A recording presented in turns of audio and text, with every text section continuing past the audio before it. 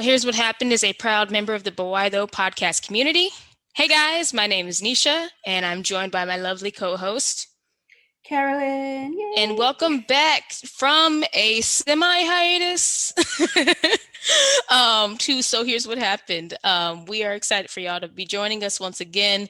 If y'all did not know, me and Carolyn were very busy after South by Southwest. I have been recovering from all the things in grad school. So we just needed a little break. But now we are back and we are ready to talk about all the things we have watched and read. Um, but yeah, Carolyn, you want to kick it off with your book? Book? I don't Oh, have yes, I should have asked. any Well, when I will kick it off with my book. book. I'm like, I've not read anything for shame. Oh, no, I love that. This is what y'all come here for. Did y'all read anything? No. Next item. No, I'll talk. I have been reading things, mainly manga.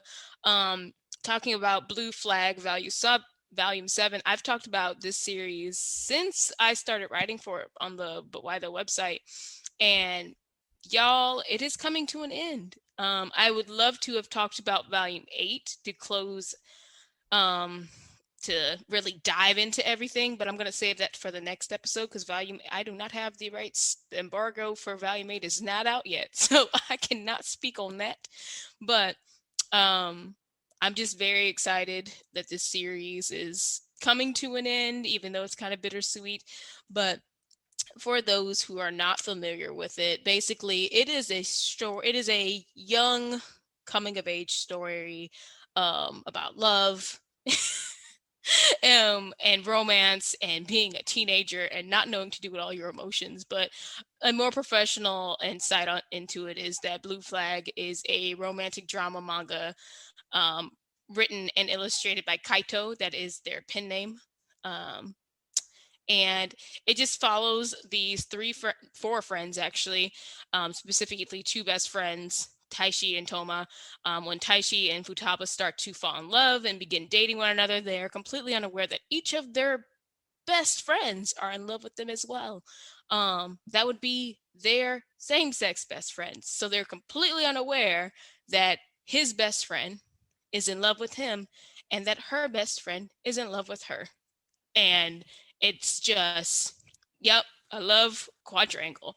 And it's just, it sounds messy, but it's just like this very emotional coming of age story. And I love it so much. But Volume 7, basically, after the previous volume, rumors spread like wildfire after Toma's shocking confession during the cultural festival is out. Taishi is left feeling confused and uncertain, while other people in their circle of friends are soon affected as well. Meanwhile, Toma's brother, Seiya, sits him down for a frank talk. All the thoughts and emotions everyone has kept hidden are finally coming to light, and relationships begin to change. So the confession was that Toma shared this with a friend that he was in love with Taishi. It got out and the person who was there at the time that heard it decided to fight him because, of course, homophobia. And I would like to say that Kaito does a really good job of tackling that in this series, especially when we think about back to when we were teenagers and how was, same-sex relationships, like LGBTQ, like how was that talked about amongst our friends? Obviously, 15-year-olds back then did not have the words that we have now or like the knowledge to talk about that the way they should talk about it now. And it's sad and it's rough. There's some parts in this volume that's kind of like, oh, I don't like it, but it's like, no, because this is actually how a closed-minded 17-year-old teenage boy who doesn't understand why his best friend is gay would talk about like his best friend being gay. And it's like it's frustrating because it's like I would bet that most people might have heard somebody they know talk like that before also, because like you could probably identify maybe there was a kid in your class who talked that way about someone who was gay. It's like, that's how teenagers talk. That's how teenagers would talk about it. I can't say for sure how teenagers talk about these things now because I'm not a teenager. I ain't been around children in forever. But I just think it's an important conversation, and I really applaud the mangaka for how they tackled it.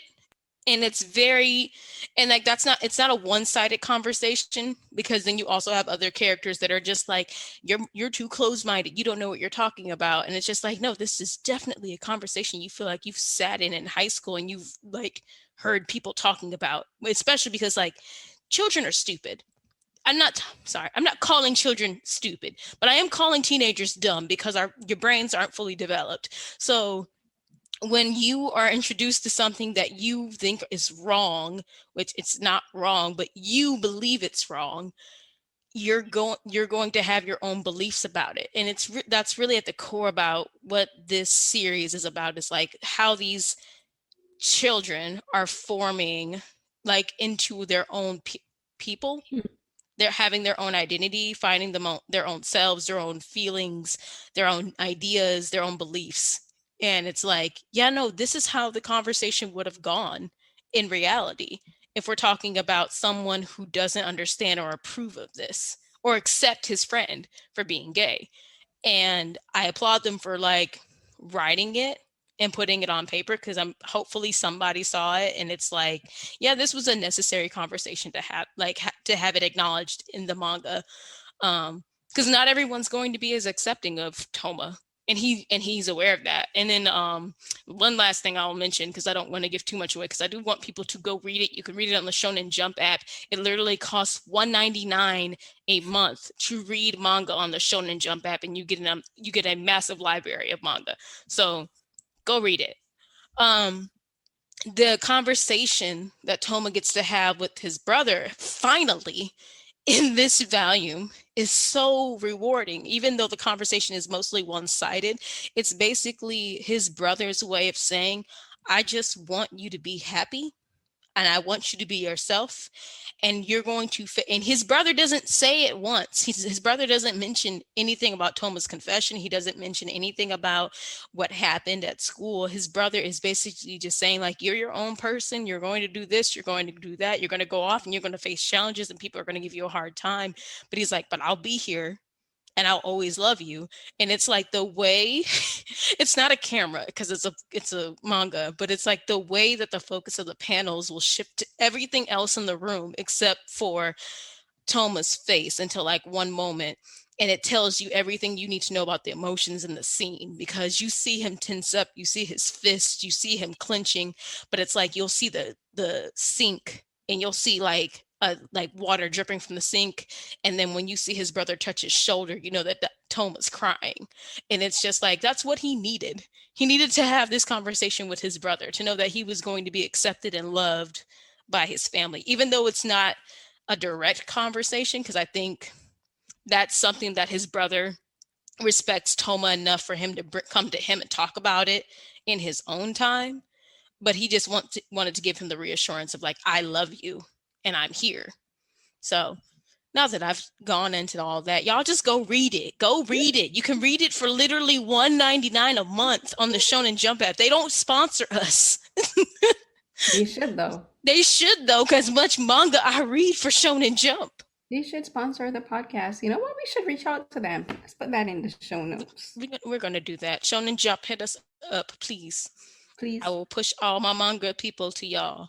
But yeah, so it's just emotional and it's good. And I think people like don't realize that like Shonen Jump has like a super big catalog for like different genres. It's not just like the shonen genre. Like there's romance, there's shoujo, there's thriller, there's mystery, like the stuff, it's expansive. So there's a lot of stuff to read on there. But like I'm very impressed with this title, just given how like I think it's a great coming of age story about feelings and emotions and first loves. I don't want to say the words perfect until I get to talk about the volume 8, but I did give this volume a 5 out of 5. So how many volumes is it in total? Is 8 the last volume? 8 is the last volume. 8 is the last volume. Yeah, you gotta wait to see how it wraps up, because they can throw you like a curveball and you'd be like, you know what? Yeah, and I mean, again, the embargo will not allow me to say this because I have read it at this point and I have feelings. So y'all just gonna have to tune into the next episode to find Okay. out more about my feelings and or read the review. But that is it for me. We're gonna switch things up and save TV for last, but we're gonna go ahead and talk about movies that we watched. And Carolyn, if you would like to do the honors to introduce the subject. So the film we're going to talk about today, because Nisha and I both have the same film, and that will be Mortal Kombat. So You gotta this do the one, fighting voice though. huh? You gotta do the fighting I gotta voice. do the fighting voice. Okay, then hold on. Let me find the fighting voice. What is my fighting voice exactly? What do you? I mean, I don't know. It's like Mortal Kombat. Oh, okay. Like in the game. Mortal There. Kombat. Perfect. I love it. I love it. Perfect. Yes. We always do that back in the day when we had to play the video game. Like you had to be like Mortal Kombat. Yes. Anyway, so Love this is it. the 2021 film. This is the adaptation of the game, and not the film from I think it was 1992, 1993. Yeah. The original for the first film. So this one is directed by Simon McQuad. I believe that's how it's pronounced. And it has I think a really good cast. And let's be honest, the cast is the main draw to this film, and for the nostalgia, like any 80s kid that grew up in the 80s, early 90s, played Mortal Kombat, loved playing it. And then when we watched the film, like the first one, it's cheesy, but it's like perfect late 80s action cheese. Yes. It is perfect. And this film is not necessarily perfect, but it is entertaining. So like the main cast is Louis Tan, who plays Ko Young, who is a new introduction to the Mortal Kombat world. Joe Taslim, who plays Sub-Zero, hey. Hiroyuki Sanada, my boo, who plays Scorpion, and then Cece Stringer as Melina, Ludi Lin as Liu Kang, Jessica McNamee as Sonya Blade, Michelle Brooks as Jax, Josh Lawson as Kano, Jin Han as Sang Sung, and Matt Swan as Kung Lao, Tanadabo Asano as Raiden, and Elisa Cadwell as Natara. So that is you have to actually mention, I have to list all of them because these are characters that are the game. Like you can't like mention like one or two. Like the game is all of the characters, Right. except for, as I said, Cole Young is a new introduction to the, I guess you could say, franchise, because I'm gonna guess they're probably gonna do a part 2.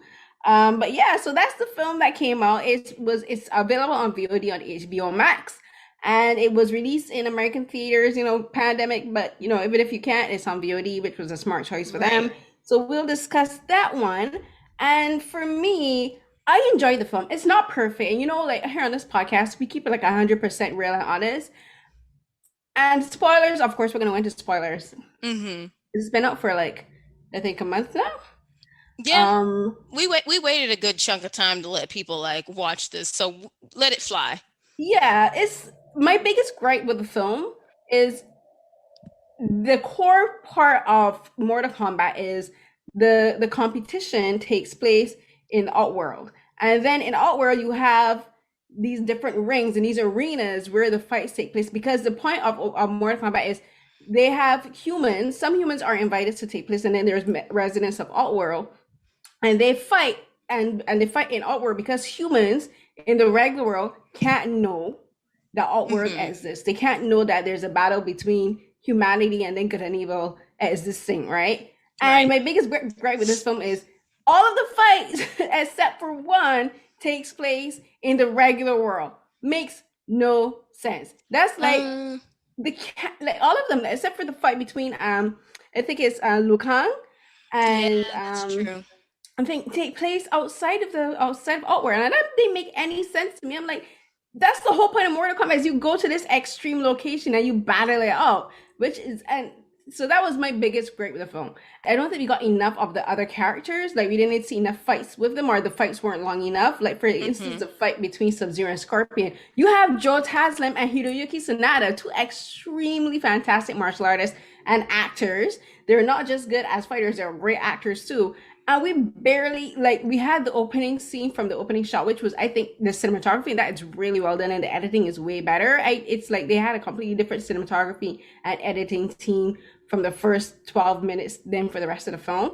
But we Mm-hmm. had that opening fight with them was really good. And the fight with them, again in the third act of the film, I think was really well done. But like, honestly, like these guys, like there's no way to have a bad. The only way you can have a bad fight scene with these actors is if you have fight choreographers who don't have any idea of what to do. But I also think that the editing team and the cinematography team who worked for the first half for the first fight worked on this one because it shot completely different, I think, to the rest of the film, the rest of the fights in the films too. So those were my two favorite parts of the film: the opening fight and then the fight between Sub-Zero and Scorpion.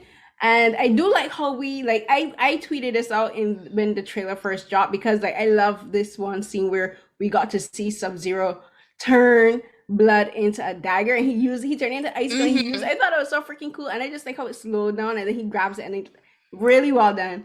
And the performances I think were really good too. Like poor Ludi Mm-hmm. Lin, I feel for him. Like the dialogue for this film is not the best. It's pretty weak, but Ludi Lin made he worked with what he had. They all did, but unfortunately, I think his dialogue was the weakest. But he still did what he had to do, and I still enjoy like the fighting and the chemistry between the characters. I think they all did really well. And Mm-hmm. it was interesting to see Makad Brooks's character, who's Jax, like like he Yeah. was ex-army, and then he got injured by Sub-Zero. Like Sub-Zero broke his arm, like like freezed his arms and burned him off. And then he had at first like a skeletal version of his arms in metal, and then we saw him once he found his. I don't want to say chi. That's not the word for it. Um, is it his kind? What was the Or word they used I for can't it? remember the word they used, but Basically, he found like the inner strength within himself to like manifest his power that yeah, like gave him his like his ability. Because like that's what a lot like that's what the training they underwent to get. Um, but I mean, honestly, I'll be the first one to say like when I am not well versed in Mortal Kombat lore. You know what I did? I played those games. I did not read any of the story as a child because I could not read. I was 4 years old. Well, I probably been you're able to doing that read. 4 years old playing Mortal Kombat. Yeah, my uncles let me do it. You're My smashing uncles that was in button. cool. I got to play Taken and Mortal Kombat. I was just like living my best life being babysat by them. That's the But reason why I but love kung fu movies. but it's and I like to get my gripes out of the way first. So like that's Right. my main gripes. And then there's other one like the CGI is again. I don't know if that was done on purpose to kind of do like an homage to the original film, but this is 2021 and the CGI for there's a scene where we see Outworld and it is not great. And this is 2021 people, like you gotta up your VFX budget. And like when you have the fact that this film is made by two white guys who this is their first feature film and you have them taking on such a well-known property and you have them working with a cast like this, that would not happen, I think, with either Asian or Black directors. Like, but white people always get more opportunities than other people of color. Um, but that's another discussion for another day. And then I think Louis Tan, I think he's a good actor. Like he's like steadily improving in his acting ability and in his roles. Like if you've seen Wu Assassins in the first season, Mm-hmm. he's getting really really good. And then like his character, as I said, Cole is a new introduction. So like there is no we don't know anything about this character prior to this. So his introduction is a MMA fighter, and he has the he's of the lineage of Scorpion, so he's Scorpion's descendant. So he was born with the mark, which is kind of like the insignia or the entryway into Outworld. Like if you have this, you have the ability to fight, Mm-hmm. and you To have fight in to the Mortal fight Kombat tournament. fight in Mortal Kombat for humanity's Mm-hmm. sake, right? So he has that, and he turns up, but then he doesn't have the confidence to fight in these battles, right? And that's one, and that's I think that's a great introduction. But I do have one gripe in the fact that of course his wife is white, because when it comes to Hollywood, if you're gonna have an Asian man or a black man, and they're finally making in Hollywood, their wife has got to be white. I was like, of course she's white, of course. So like you couldn't find an Asian woman or another woman of color to make his wife? Seriously? Call me petty, but I was bothered by that the whole film. So I was watching the movie with my friend when it came out, who was staying here with me. And we made the comment of like, I don't know who the wife or who the child is. And we're just like, maybe they're gonna die. That's it. That's why we don't know who they are. They're probably gonna get killed off.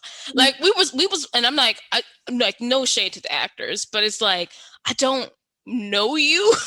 Don't really care about So you I either. assumed that y'all did not matter in this plot. Like y'all could have literally been left to the side and like, which y'all were left to the side and used as motivational pieces, which again, so like some of my stuff with this movie, for the people who complained about writing, like hardcore people who like was on Twitter upset about like there was no depth, there was no development, there was no this, and I'm just like, who came here expecting depth and Not me. development? I I like came yours to here be for entertaining, and I was. violence. But as I said, there are certain things that I will complain about, and it just has to do with the core point of Mortal Kombat. In the fact of the fights are supposed to take place in a specific location for a I specific reason. That's But fine, the that's a writers took that valid and threw it out the window, which makes no sense I because think then it's that's a not Mortal valid Kombat. point. I feel like that's a valid point to make. It's just like the people who were specifically upset about like we didn't have a character arc. We didn't have this and we didn't have that for this character. We didn't go anywhere with the story. I'm like,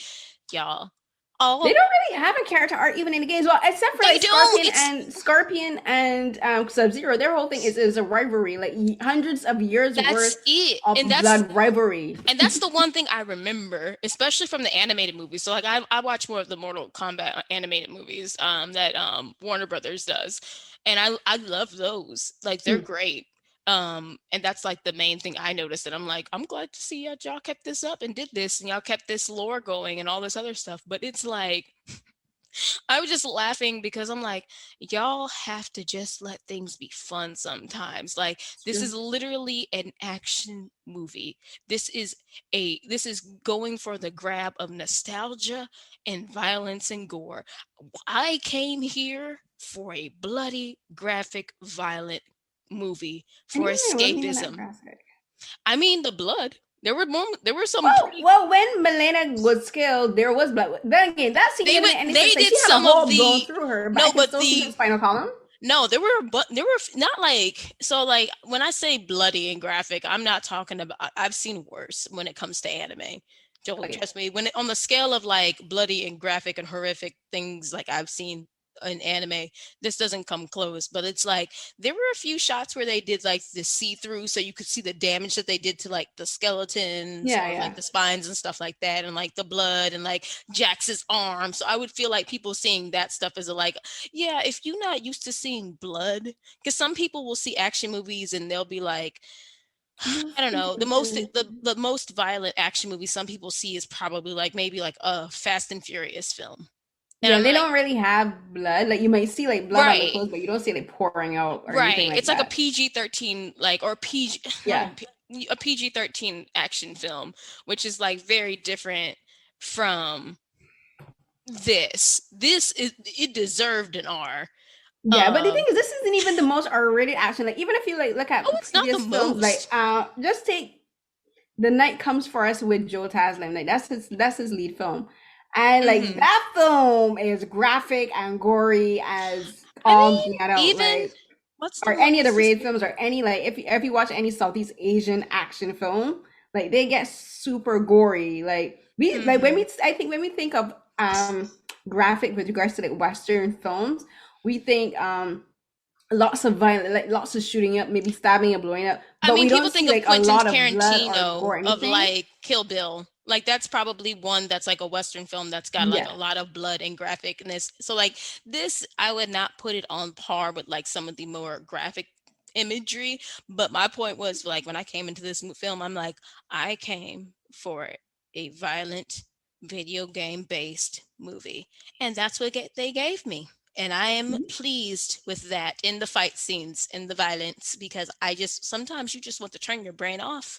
So people who are just like, why was there, like, people who, I just feel like people who like are critics, but it's like, it's clear that you're not familiar with this content, and that's fine. You can, I do believe people are allowed to critique something that they're not familiar with. Like, I don't believe in gatekeeping. So like, you are able to have your own thoughts and feelings about something you watched. However, a quick Google would show you that Mortal Kombat don't got like there. I will actually change that. Like, from the original game, the lore isn't that deep. No, it's not. It don't go that deep. Now, when you talk about all the games and the lore to now, it does go a bit deeper, but still, at the very end of the day, it's about fighting in a tournament to the death. Mortal Kombat. That's it. And I was here for all the cheesy moments when they would plug in the lines from the game where it's like, get over here. And I was like, yes, he said it. He said the thing. Like, that's like their whole thing. Get over here. I loved it. Yes. Flawless fatality. I was just like, good God, I love this. Don't mind, the only time that was actually used, it didn't make sense, because I'm like, that was not a flawless victory. It was not. It was not flawless, because you definitely probably almost died, sir.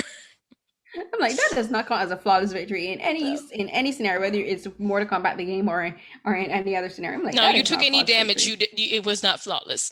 But no, I mean, I enjoyed it. It's a fun little it's a fun romp of a movie. You know, if y'all want something to turn your brain off from and just enjoy it, why not? And I did enjoy like the backstory. I did like that we got the backstory of Scorpion in the first part of the movie, and like for quite a bit of time. Like, I think it's the first 8 minutes or so. Like, that's a good chunk of time. Yeah, it was about 12 minutes, and they released it, which is something that that is extremely rare. Like, you may get a film releasing like maybe 1 or 2 minutes or even 3 minutes.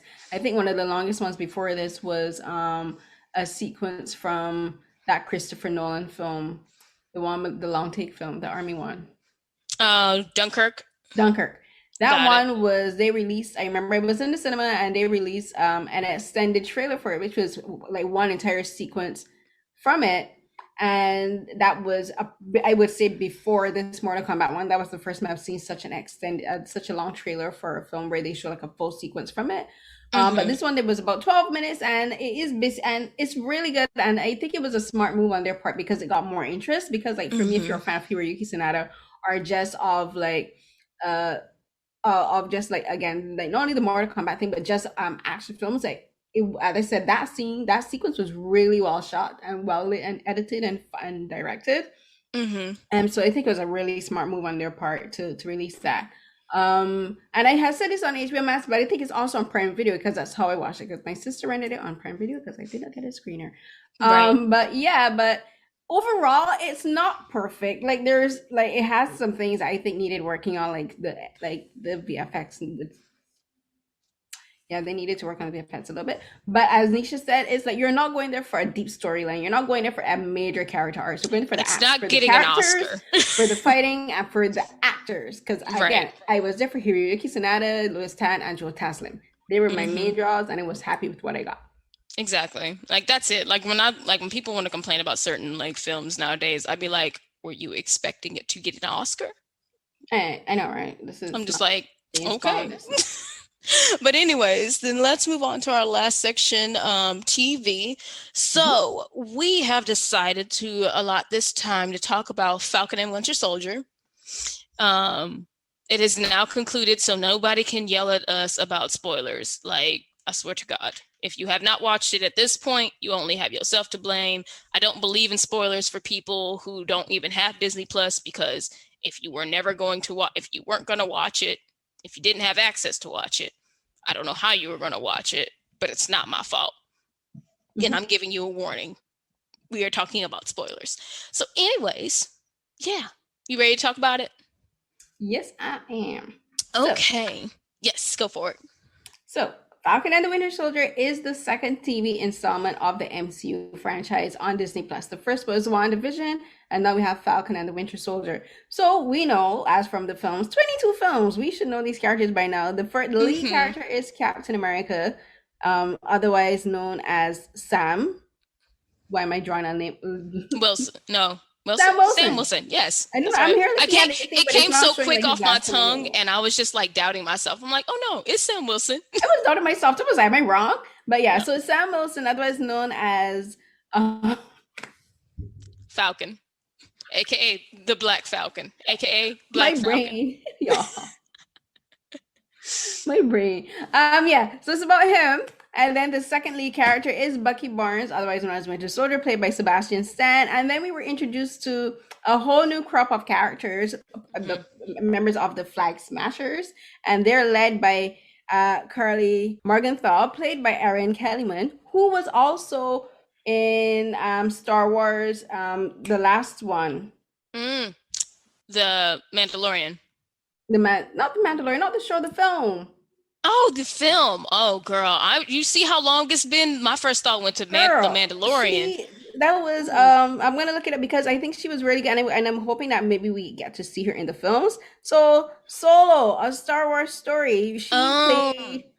Was it the last one? Was we've had one before that one. That's why I was like, she was in. That's why I'm like, she was in Mandalorian. Anywho, my bad. Keep going. And then so then you also you had Desmond Chiam who plays Dovich, and also we had Wyatt Russell who played John Walker, as I otherwise call him, Bargain Bin Cap. I know Captain America if we're going for the sake of accuracy for the cast listing. But like it was I really enjoyed it. Some things like the way how they handled race and they all lives mattered. Some stuff at the end does not sit well with me. But I think it was really well done. It was fantastic fight sequences. Of course, the actors are all great. We got to see the Dora Milaje again. Flores Kasumba, what up? And then we got her and two of the other Dora Milaje and Milaje, sorry. And I love their sequences. I need them to do a Dora Milaje show. That was everything. That moment was everything. Right? She's everything. I've heard news that they're but sorry, real quick. For every person who mistook her for Okoye. For shame. For shame. Shame on your house. Shame on your family. Shame on your cow. Shame on all of you who called her Okoye. She's not. She's not. They look nothing alike. And my God, they look nothing alike. How dare you? How, I just can't grasp this, but it's like, I understand how it happened. But no, I don't understand how, because they look nothing alike. No, I understand how, because to people who just see two dark-skinned Black women just assume, oh yeah, they just look just alike. I'm like, if you put them next to each other, they do not look just alike.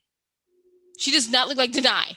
What? Or do what I do. Go and look up the cast list online. It's just like how that woman called Daniel Kaluuya, what she called him. She called him David Oyelowo. And then in the article had his name as Daniel Oyelowo. So she was wrong 3 times. How dare you? How dare all of you? And then shame. And then don't forget the Oscars where Daniel won his Oscar. That woman talked about him working with Regina King. First, they messed up the movie that he's working, the director, he's working on the whole cast, because he's nowhere in the cast list for Judas and the Black Messiah. None. Nowhere. He's never even worked with Regina King. Just a Google. Just a quick look up. I'm sure there's a program. I'm sure that the Oscars give you a note card that tell you a whole booklet. There's no excuse. Anyways, sorry. Now that we've gotten that little rant out of the way, yes, give us more of the Dora Milaje, because that was everything I needed it to be. And a Dora Milaje show, yes, please, with them just going on missions. I understand that if Lupita Nyong'o is not available, because she doesn't even see herself as a Dora Milaje either. And no, she's not. She's they call them something dog. Yeah, war dogs. She's a war dog. So I understand if the movie regulars like her and a few other people will not be available, but at the same time, there's a whole bunch of supporting actresses. There's a whole bunch, and there's an opportunity. Bring all of them back. Bring all of them back. There's an opportunity to expound upon the Dora Milaje lore and really go into it. And do my dream casting of Grace Jones as one of the original Dora Milaje, or like She could be a trainer. my head canon, she's Okoye's mom. I would also take her as I would also take her as uh Ayo's mom too. Like just bring Grace Jones. If I she's love like it. an original badass Dora Milaje, that would like Mm-hmm. that'd Oh make my my heart God. flutter. But anyway, sorry, we're getting off track. This isn't about We the Dora are. Milaje, but we should have a Dora Milaje show. But yeah. S- so you were talking about that, and I don't want to cut you off from like the things you No, were. it's okay because we like we'll go on for like the rest of the show I talking about them. know. I forget about whole everything about Falcon Yeah, and Winter I Soldier. did, but I'll agree with you. Like, I do like how they handle. So before this, we had Luke Cage. I would say was like the Marvel show that actually talked about Black race issues. Um, and oddly enough, I liked how Falcon and Winter Soldier did it, even though like I would say, and I don't know if it's because Michael Colton annoys me.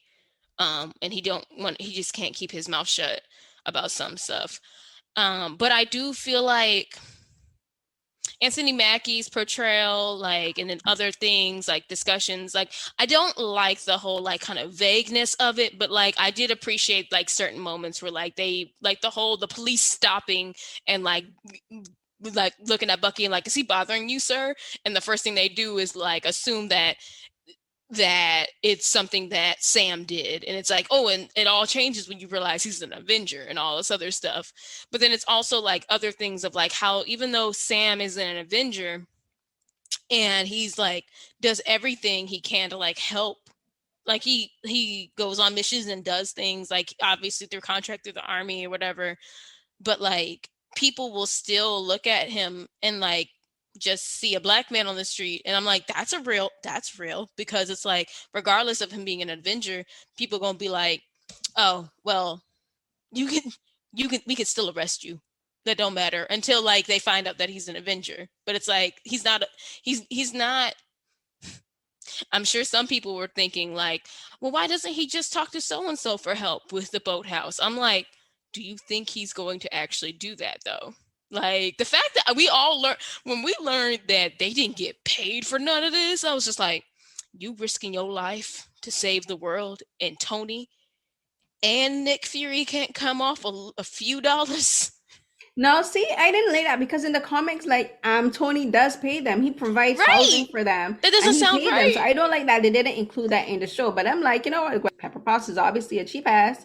So A little something for saving the world would be nice. That's why I was just like, that don't make no sense that Tony never paid them anything, or even that like the government never paid them anything. or he It didn't leave just them anything in a will. Like right, something to take care of themselves. Because yeah, there was the Avengers compound, but like being an Avenger seemed like a full-time job. it was. But anyways, I don't know. So like I liked how race was handled, like that topic. I don't care for when it got a little vague on the issues, but I can see why, like in certain parts where it's like they were trying to really get across the whole displacement of the people who got dusted away, and the displacement of the people who were there for 5 years and had to keep moving forward with their lives. Because like, oh no, all of this feels very real. It feels entirely real that if if like half the world's population went away and people just started to migrate to places and started to build their own communities up, and like, yeah, we don't know when you're coming back, so why wouldn't we take your house? Sorry, we didn't know you would be coming back. But the government just saying like, well, now you have to leave and you can't stay here anymore. I'm like, this feels real. So I did like how they handled those issues, because I feel like it did feel like a very realistic kind of thing. Um, so there was that. I love all the moments with Bucky smiling at Sarah.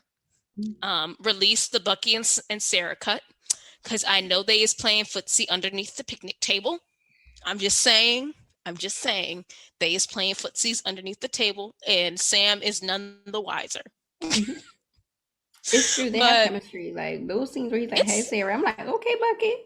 I'm like, okay, Bucky, look at Bucky smiling all naturally. But speaking of Bucky, I like that this series really gave us something though for like both of them. Mm, Um, we have Sam's character arc and his journey and his like own thing of like, and it needed to be said. Like I feel like a lot of people hated that conversation with Bucky and Sam when Bucky's like, I'm sorry, I don't think me or Steve truly understood what it meant for a black man to become Captain America and how yeah. that would impact you and like what that could mean. And it's basically saying like, hmm, I didn't take enough into account of your race and how this country has treated you, but But also how this country may respond to you becoming Captain America. And like that's like something that obviously they come from a different time, but it's also like Sam had to like go through the process of like feeling like, will they accept me? Should I do it? Like the whole conversation he has with Isaiah Bradley, I love that because it's like, yeah, no, let's not forget how this country mistreated black soldiers. but I'll tell you where that why that conversation on the part of Sam was disingenuous of the writers, because we have Bucky acknowledging that Sam as a black character, as a black Captain America means something different to a white man, which Hmm. is true. But then you have Sam at the end basically saying all lives matter, and basically almost ignoring everything that Isaiah said, because what Isaiah said is correct. Because Isaiah was like, you're a black man. Forget the whole Captain America thing. You are a black man in the army. Sam knows what it was like in the army as a Hmm. black man, and the show does not address that, which I think it's a huge error, because you're gonna talk about Captain America, but you're not gonna talk about the reason. We know that he would have faced systemic racism and systematic racism within the army itself. We got a taste of that from the character of John Walker. You know that he would have been a bigot, right? Because that started to come through. Once that started to come through when once we got to see more of his character, and we know that the American military is extremely bigoted and racist towards black people. For goodness sakes, they had rules about black women and their hair and that kind of stuff. So when you had, and then you have Isaiah Washington saying he was locked up for 30 years for doing the exact same thing that Steve did, and Sam doesn't even really, if you look at it, doesn't even really acknowledge it. He's basically telling Isaiah, oh, things are different now. Really? You were just stopped by the police outside. What things are different? And then Right. Sam's acting like he himself doesn't understand what Isaiah's talking about, which I thought was excuse me? I That feel doesn't make like sense. I feel like that, and that's the thing. Like there's parts where I like the scene with Bucky like acknowledges that him and Steve like, oh no, we didn't see. Like we didn't understand. Like, cause yeah, you didn't understand. But then it's also like there's definitely even this like you said, um Sam has a come to Jesus moment with himself, basically. Um and realize like which feels weird almost in a way, like frustrating to me when he's like, why doesn't anyone know about Isaiah? I'm like, well, Sam, I'm not shocked that anyone doesn't know about Isaiah, but like maybe you, but like, and it's possibly because Sam could personally, I think it's because how Sam is on in himself. Like there's like this personal like war. There's him as a soldier, there's him also being a black man, but it's like, bruh, why do you think he went to jail? Like, why do you think he was arrested? Like, it's not that shocking that Isaiah was like treated that way. It's not shocking to people who are aware of how black soldiers were treated. And it's kind of like, so I do agree with you. It's frustrating that Sam doesn't get it. Um, when Isaiah is telling him everything. Because I'm like, you should have already known what it meant for Isaiah to be like to have all the powers that Captain America have and to not have the rights that he doesn't have. Yeah, and the that's how that what to me was the weakest part of the show, where where you can tell the writers were like, we want to talk about race, but we don't really want to talk about race, right? And then at the end, as I said, they basically all lives matter, the whole situation. And then we're basically saying that while the flag smashers, they, yes, they were violent, but what they were saying wasn't wrong, because America is a colonialist settler state. We know this. They're colonizers. Mm-hmm. So when you have Sam acting like he didn't really understand that whole aspect of what Kira what she was saying to him, that also didn't make sense to me. I'm like, how do you not get where she's coming from? You're a black man. Your people were enslaved by colonizers. Your black people were pushed out of their homes. Mm-hmm. You had massacres. You had oh my goodness, like help me, the town that was bombed, and it happened to more than one town by the way. Yeah, Um I know you're talking about the massacre. Um, it was that my mind is drawing a complete blank. But you everyone knows what I'm talking about. So like there's plenty Sam of is acting. history. So when you have and then I and it seemed to me like the writers didn't know how to deal with that aspect of the character, especially when they were making that such an integral part of his um of his storyline. Like you start to see more about Bucky and more about Zemo than about Sam, right? And then the whole message, and then again, like, it really bugs me how that whole storyline is wrapped, where you have he's these politicians who are the ones leaving these people, like hundreds of thousands of people, to fend for themselves, Mm-hmm. and then he accepts an apology from them on behalf of the people that they're disenfranchising. Excuse me, that's not your place. So I guess this is like my feeling about Sam, because I've always felt this way about him until we actually got any, like until he got agency. I'll just say that, because I guess this show does give him at least a little bit more agency than what we've seen from him. And that's what a lot of these like it's done in WandaVision, it's done here. Like we're getting actual depth and development of these characters, and we're seeing more of their agency as who they are individually out of these movies. I'm not gonna lie, Sam has always kind of given Sam in this show, in the MCU, has kind of given me this attitude of Republican black man. not Republican black man, because that's Republican. not quite there, not quite there. He's not there. He's definitely a pull yourself up by the bootstraps. I was in the army, I served, I'm respected as a soldier, and this and that. But it's like he's at least somewhat aware of the issues, but it's like to enough to say that, like, hey, this is how I'm seen as a black man. I'm like, yes, Sam, yes, that is how you are seen, and that is an issue. But the fact that you're right, it does kind of get pointed out where it's like, why, Sam, do you think that Isaiah would not receive the same respect that Steve got? And literally, why do you think that is, Sam? Like, it's not that hard. And he's like, everyone should know about him. I'm like, bruh, my father fought, not father, my daddy is not that old. My grandfather fought in Vietnam. My other grandfather fought in World War II. They came home and they still dealt with the same shit that was there when they left. They dealt with the shit when they was fighting for their lives and fighting for people over there.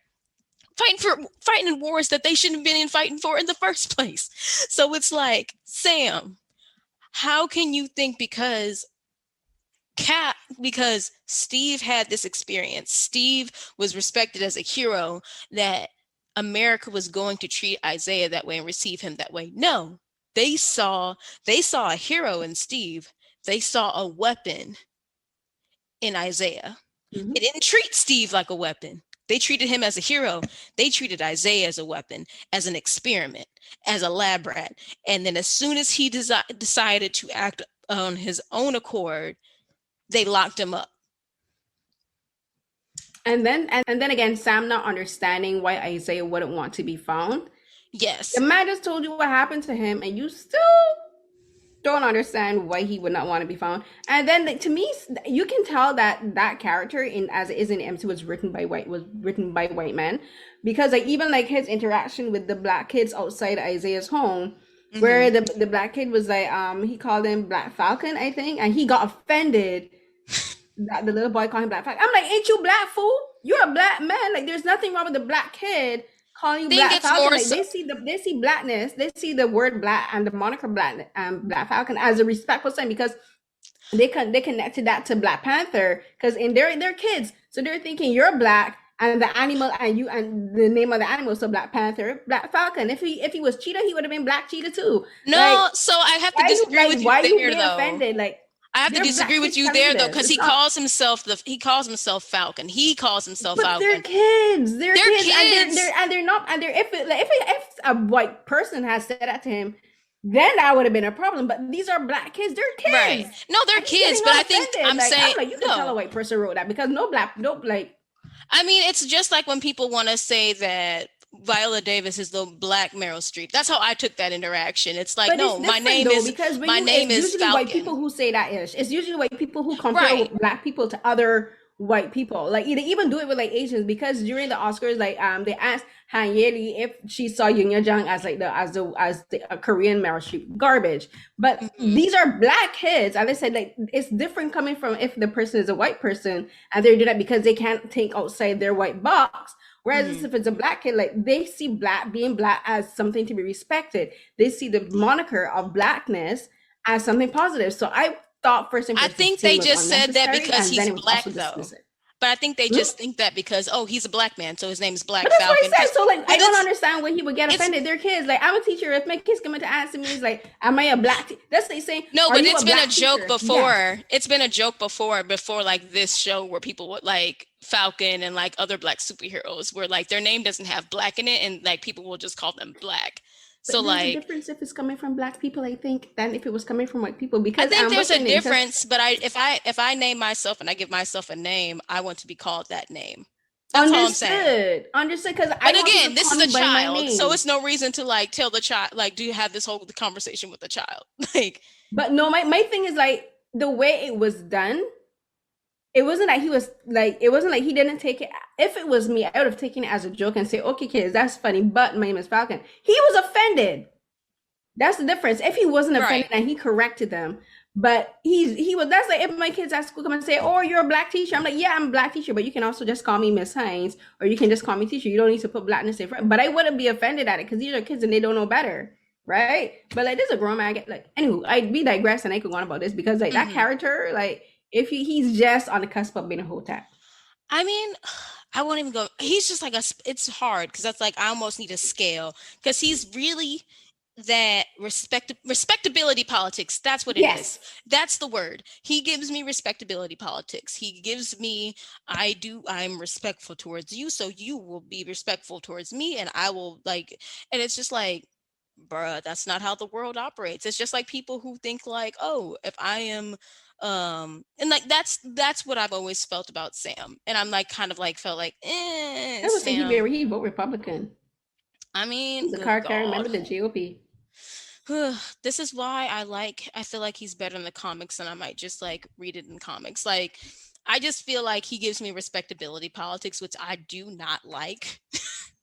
I'm the uh same way, clearly, as you can tell. yeah. But other than him, last thing we could talk about, I mean for me, it's Captain America.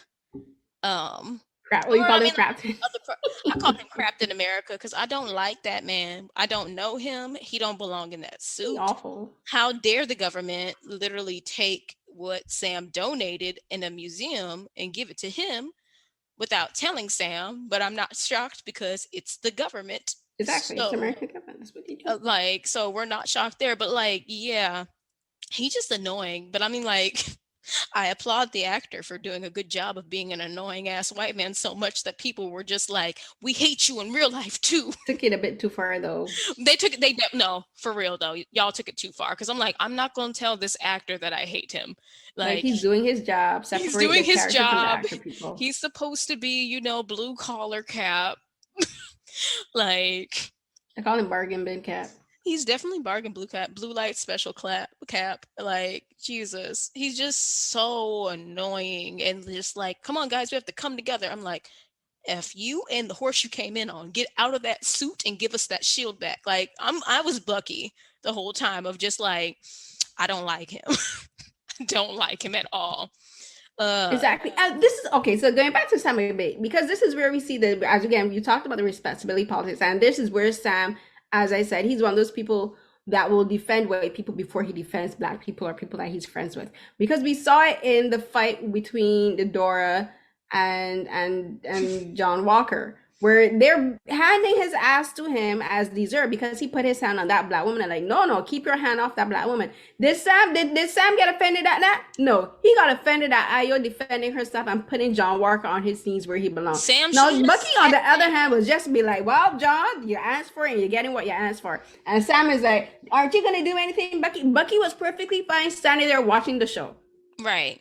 He was perfectly fine because he knew that John deserved what was coming his way, and he knew you don't mess with the door, and you don't put your hand on a woman uninvited who you know nothing about. But John, no, Sam gonna get in there, want to be Captain Save a Ho, and it's gonna be like, and I said this in my life too because I said he said the same, he did the same thing with Sharon. I'm like, read the room, Sam, read the room.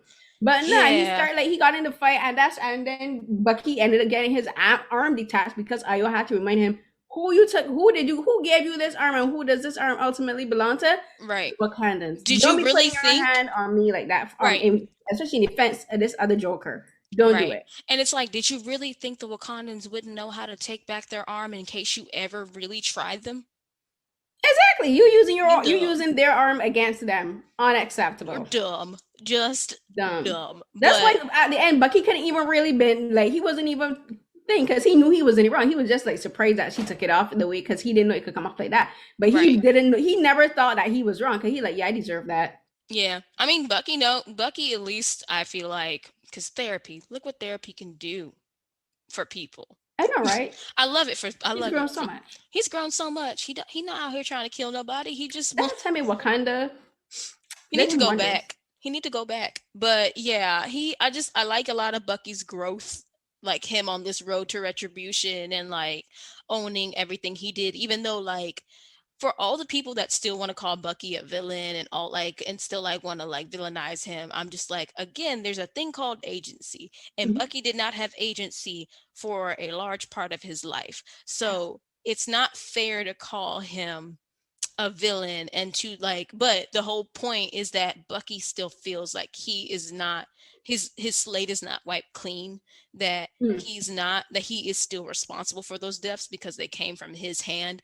And that sucks because it's like he's never going to be able to let that go. He's letting that go by making them right, but it's at the same time that people like, we see how Bucky is treated by other people and still treated as like, oh no, you're still like, we don't trust you. And I'm just like, do we forget about like people mind controlling?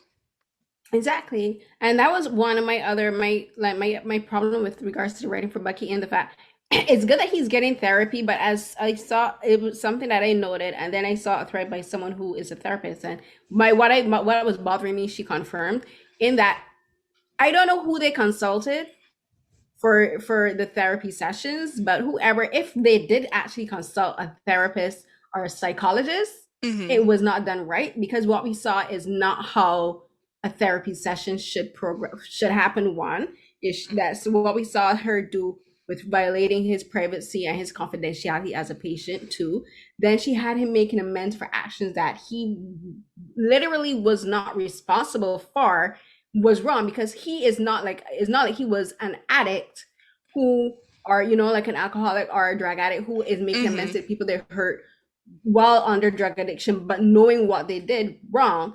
He had he was brainwashed. He had no control over his actions whatsoever. He partially wasn't even aware of a lot of the things that he did. He only found out a lot of the actions that he did afterwards, when he read like the records and stuff like that. And then when the stuff that he was aware of, he was only aware of it is like as like someone who's like in the back seat watching someone else drive. So like she had him like making amends for actions that, to me, I'm like, he's not responsible for those actions. It's Hydra that's responsible for those actions. You're laying the burden of guilt on a victim. He was victimized too, right? And you're making the victim feel like he was a perpetrator in something that he had no control over. So, and then I saw like the woman say the same thing in the thread. I was like, yeah, I was spot on, because I didn't like how that was done. And then you had her have Sam come into his therapy session without his permission, without prior consultation, without telling without stating specific rules for Sam, and then during the therapy session, had Sam violating Bucky's his personal space because she forced them to sit down close together and inhabit each other's. But that's not how you conduct therapy. I mean, that's definitely not therapy. And I mean, like, my whole thing was like, I mean, and again, you can tell when it's just for the plot of like the story, which is one thing. But I think I would have appreciated if it didn't involve like misconstruing therapy in that place in order to move the plot along, like the whole retribution thing and him seeking out his own, like carrying out his own justice in his own way. That's Bucky's thing. That's a decision he's truly making on his own, but he's still following his therapist's rules because, like, yeah, there's things in some of those therapy sessions where it's like, you should be talking to him about, like, I don't know, reminding him that he's not at fault and working towards alleviating the guilt and letting go of that pain. But of course, we want to move the plot along. But like, I hope nobody thinks any of this is real therapy. Yeah, because I know, like, I saw people saying, "Oh, it's just a show." I'm like, no. When you're doing certain things in a show, you have to be careful of the type of messaging that you're sending, right? Because if you're gonna talk, as again I said, if you're gonna talk about things like racism and that kind of stuff, and and then if you're gonna talk about therapy, you gotta be like have them based on some foundation of reality. This show is supposed to be set in reality. These are, you know what I mean? It's not like Star Trek. Right. Where we know it's literally all fiction because like space travel to that extent does not exist. But there's supposed to be a certain level of grounding of reality, right? We're supposed to be able to buy into this. So if you're going to have a therapy session with someone who's suffering with severe post-traumatic stress disorder, you gotta do it right, right? At least get the basics right, like respecting the man's personal space. If you have a client, if you have a patient telling you he's feeling uncomfortable, your job as a therapist is to make him comfortable. Ask him why he's feeling uncomfortable, not breaking his boundaries like she did, dismissing his concerns. Like she basically bullied him into like confessing to things that he wasn't comfortable and ready to confess or talk about in the moment. I'm like, that's not a therapy session. What the heck is this? They might as well have thrown that whole plot outside the window and forget about it. What was the point of it? Because it didn't help Bucky at all. It was honestly for as we know, conflict, drama, tension. That's it. It could have been, but it's just like, yeah, I think it could have been done differently. Like, honestly, without therapy, maybe those conversations could have came about, like him like confessing to Sam like in his own time. Maybe his therapist could have been or have more flashback scenes of him talking to Io, because we got like in the beginning we saw Io telling, like, helping him, like unlocking his memories and like talking him through it, and is like, you're free, Bucky. We could have had scenes of their friendship, because I think they do have a genuine friendship and want to respect. And so he kind of broke it, but it's like it's mending, because at the end, like him taking Zemo to her, I think was an apology not only to her but also to the Wakanda people, and a way to mend their fences. So I wish that instead of those ridiculous therapy sessions, we had more scenes of him and Io and them and their friendship, and her talking to him, because she's a soldier too, right? So she could speak to him as a soldier and help him with that. And because that whole therapy thing was pointless then. Yeah. I mean, there's definitely things that can totally be improved upon. I'm curious to see. I'm assuming we're not getting a second season. I mean, because things are going to lead into the MCU, as we saw how things are getting set up. But who knows? Maybe there will be a second season. I'm not holding my breath for there to be a new season next year. No, not anytime soon, because they've announced their slate up until I think early 2023, and they haven't said anything about they're going forward with other shows like the Loki show. And it feels fine as a short run series. Like, I really do like this new format that Marvel is exploring with these series, to give these characters more art, like an actual arc, agency, depths, build upon them. Because like before WandaVision, before Falcon and Winter Soldier, if you told me like, or asked me like, what's Sam's sister's name, I'm like, yeah, I have no idea about them.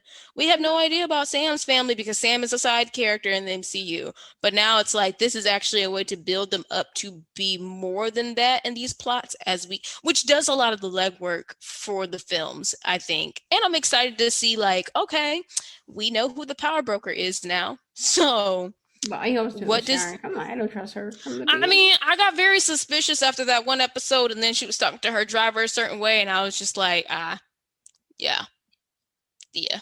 Yeah, because like Sam believed her story about her being running from the government, and I'm like, It don't does that she look don't like she's struggling to you, Sam? Really? As again, he wanted to play Captain Save a Hole because Bucky and Zemo were like, yeah, nah, she lying. But she's Sam, he bought into it fine. completely. He's like, She's oh, we'll help literally you. a I'm like, you can't even get a loan at the bank. How are you gonna help her? I mean, you I don't know. Help your family first, Sam. Help your own family first. Help your own family first. That is honestly it right there. But yeah, Sam just I was dead with that one because I was just like, Sam, she is doing just fine here. I mean, she can't go back to the US, which at the same time, I mean, I do like how the show shines a light on like how other people were affected by the snap and also the fallout from Civil War. But at the same time, I'm just like, was the US government really bugging you that hard over the last 5 years, They ain't Sharon? checking for her. They wasn't checking for you. You a You spy. just You work lying. for the CIA. You could have came back in there anytime you wanted to. That's why I didn't believe none of it. I'm like, were they really checking for you that hard, ma'am? In the middle of the snap, your boss from the Mm-hmm. CIA probably went missing. That would have been a perfect time to infiltrate. But she saw an opportunity where there was an opportunity. So we shall see what's going to happen with the power broker and her, and now all of this nonsense that is getting stirred up. I'm just like, I'm ready for the next film, which not Black Widow because I'm still frustrated. Isn't the next one Ant-Man film? I'm Oh, is it? Please let it be where I something. saw some news about there being a new Ant-Man There's gonna film. be a new Ant-Man and Wasp, but the next film I think that comes out will actually be Black Widow, but I don't think it's gonna have any continuity from anything we've seen Yeah, here. because it was shot from long before they Exactly. for all of this has happened. None of this matters. Maybe we get something about Secret Invasion, which you know what? I'm gonna call this now. What if the widow that died was a Skrull? I'm just saying, what if the Black Widow Possibly, that died was a Skrull? possibly, but then we'd have to figure out when she was switched. But I mean, I'm really not interested in Natasha. That started way to be like I'm like if she is a scroll, so be it. Like doesn't I'm really, saying the that Skrull her character was just dead, like but she's somewhere else. But I'm also just like, I'm super not that. I'm not gonna spend $30 to see this movie, so I will wait, and then I'll see what other people say about it, me and then I'll too. make my decision because I'm not breaking my neck over seeing this movie. Unless I get a screener. I mean, I like the dad from Stranger Things in it, Yeah, the sheriff. I like him, but I'm also just like, I'm not about to buy Premiere Access. Sorry, Disney Plus. it is what it is. They don't sponsor us. We don't care. But anyways, we out here. Um, But if you would like to sponsor us, please do.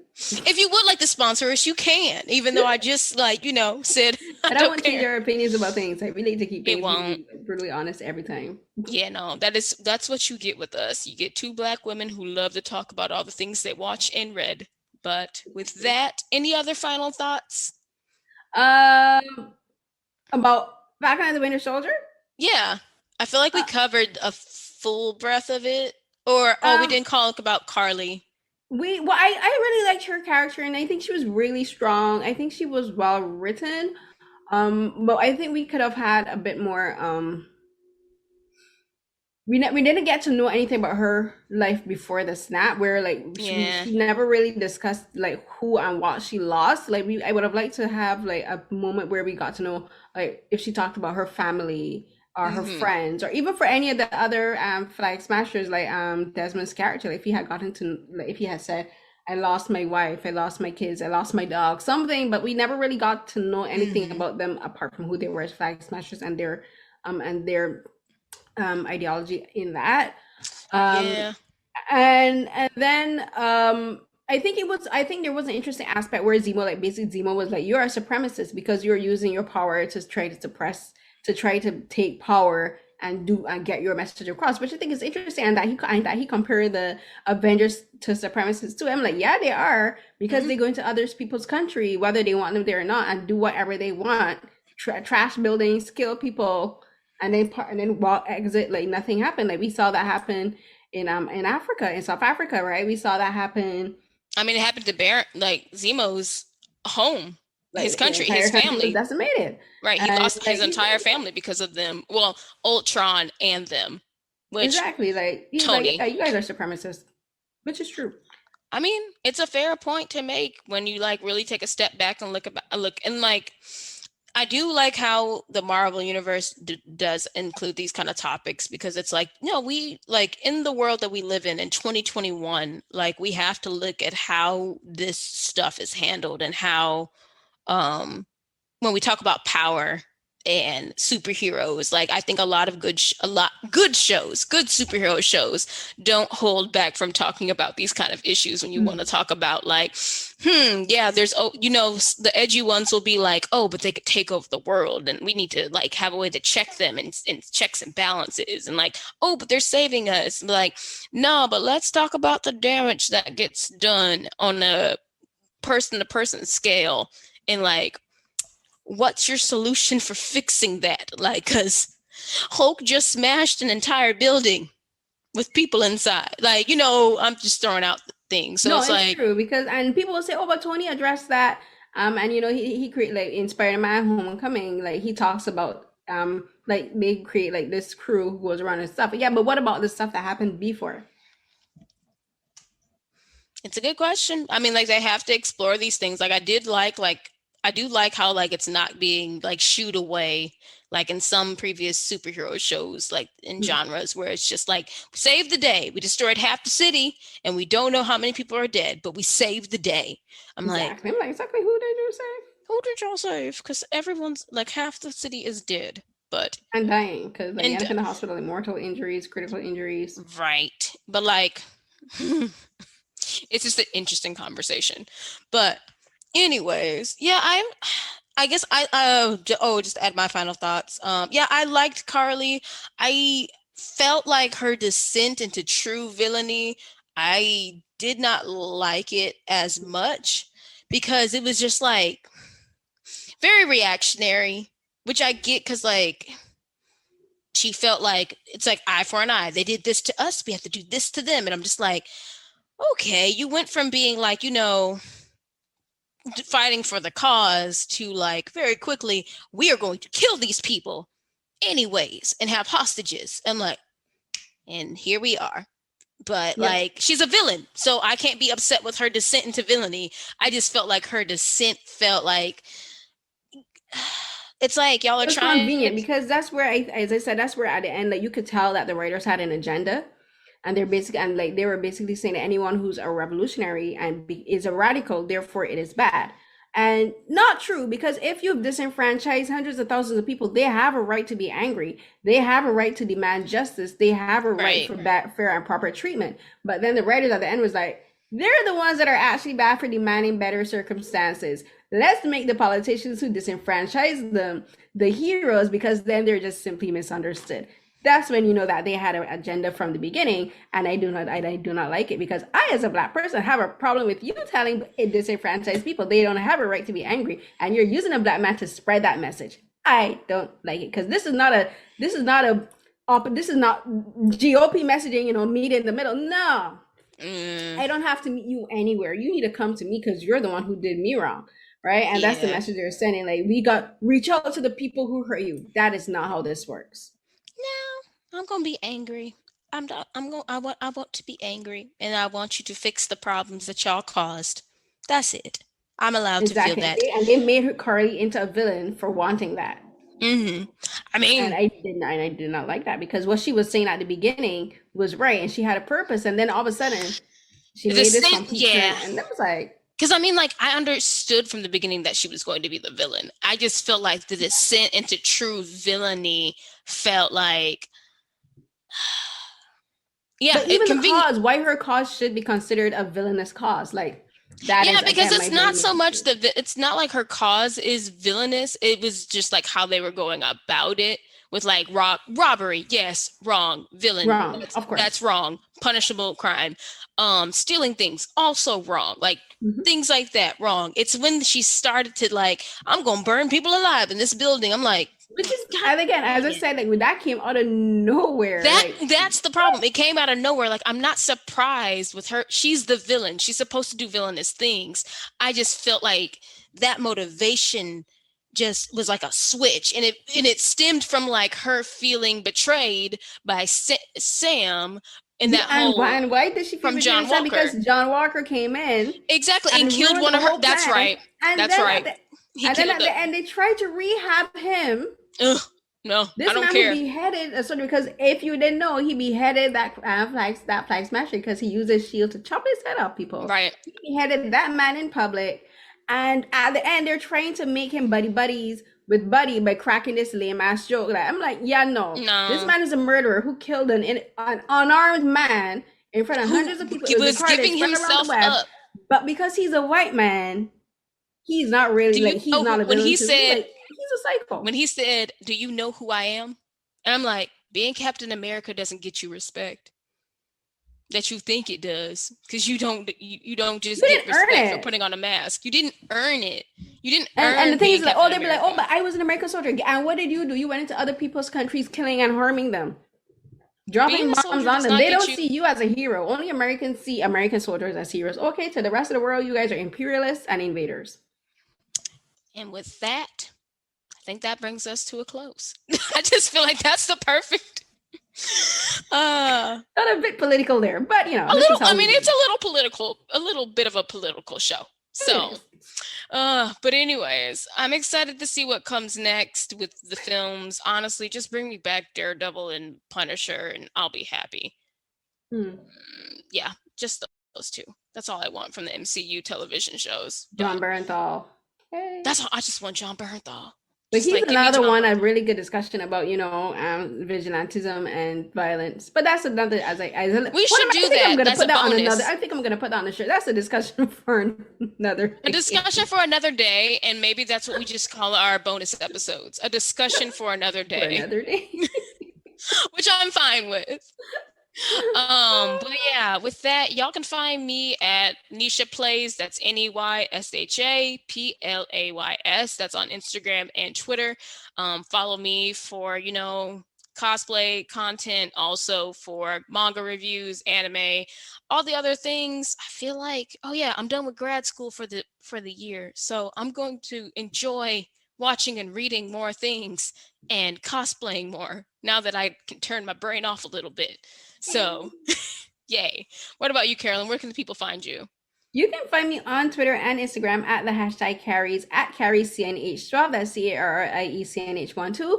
And you can go to my new YouTube channel. It's under my name, Carolyn Hines, or you can search for Beyond the Romance on YouTube.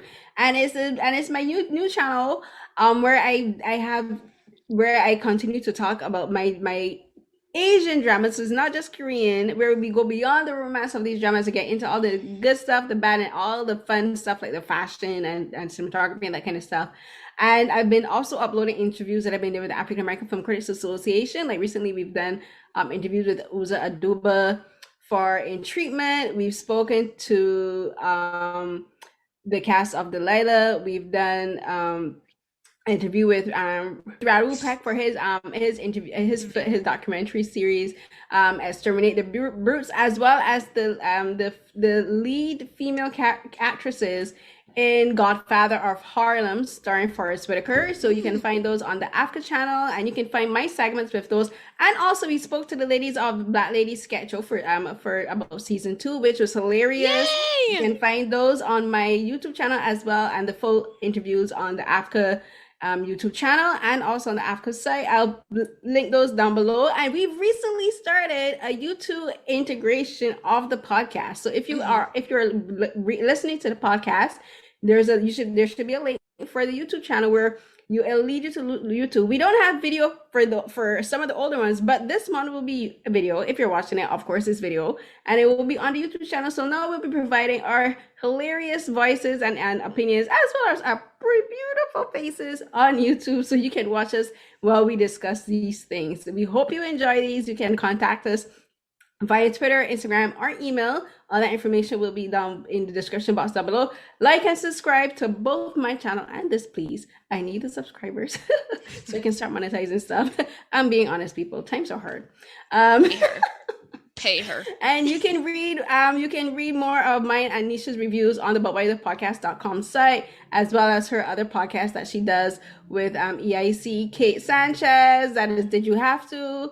As well as she does a couple other podcasts with the other EIC Matt. You can listen to those fun interviews with those fun sessions, and as I said, reader interviews, and just like, yeah, that's it. That's Get y'all a friend like Carolyn, because she plugs me more than I plug myself. But yes, all that and more. Thanks y'all for coming back to listening to us. We will talk to y'all next time for the next batch of stuff that we watched and read. Bye. Bye.